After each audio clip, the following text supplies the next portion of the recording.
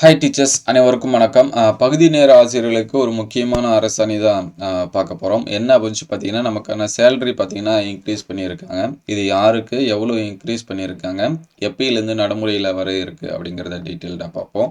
So இதில் என்ன சொல்லியிருக்காங்க அப்படின்னு சொல்லி பார்த்தீங்கன்னா, கிட்டத்தட்ட 16,549 டீச்சர்ஸ் வந்து அப்பாயின்மெண்ட் பண்ணியிருந்தாங்க. அவங்களுக்கு ஃபஸ்ட்டு சேலரி பார்த்தீங்கன்னா 5,000 இருந்துச்சு. அதுக்கடுத்து 2014, 15 ஸோ இந்த கல்வியாண்டில் பார்த்தீங்கன்னா 5,000லேருந்து 7,000 உயர்த்தியிருக்காங்க.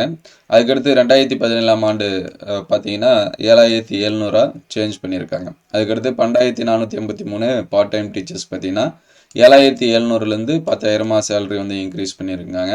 அதுக்கடுத்து 12,105 டீச்சர்ஸ் பார்த்தீங்கன்னா 10,000லேருந்து 12,500 மாற்றிருந்தாங்க.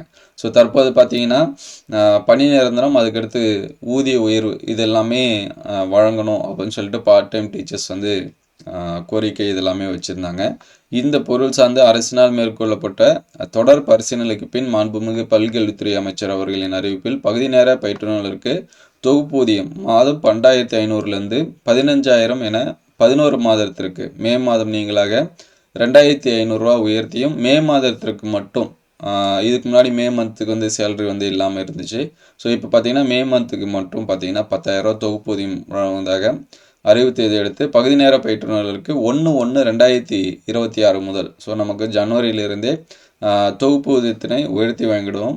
ஜனவரி 2026 முதல் மார்ச் 2026 முடிய 11,773 பகுதி நேர பயிற்றுநர்களுக்கு 2,500 உயர்த்தி வழங்குவதால் ஏற்படும் கூடுதல் தொடர் செலவினம் நிதி எவ்வளோ அப்படிங்கிறது எல்லாமே கொடுத்துருக்காங்க.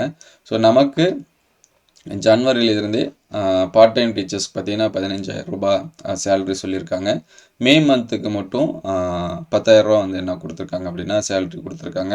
இது இந்த ஜனவரியிலேருந்து நமக்கு வந்து என்ன பண்ணிட்டோம், சேலரியில் கிரெடிட் ஆகும். அதுக்கான அரசாணை தான் இதில் வந்து ரிலீஸ் பண்ணியிருக்காங்க. ஸோ அடுத்தடுத்து அப்டேட்டட் நியூஸ் வந்துச்சு அப்படின்னா உடனே அப்டேட் பண்ணுவோம். உங்களுக்கு ஏதாவது டவுட் இருந்துச்சுன்னா கமெண்ட் பண்ணுங்கள். Thank you all.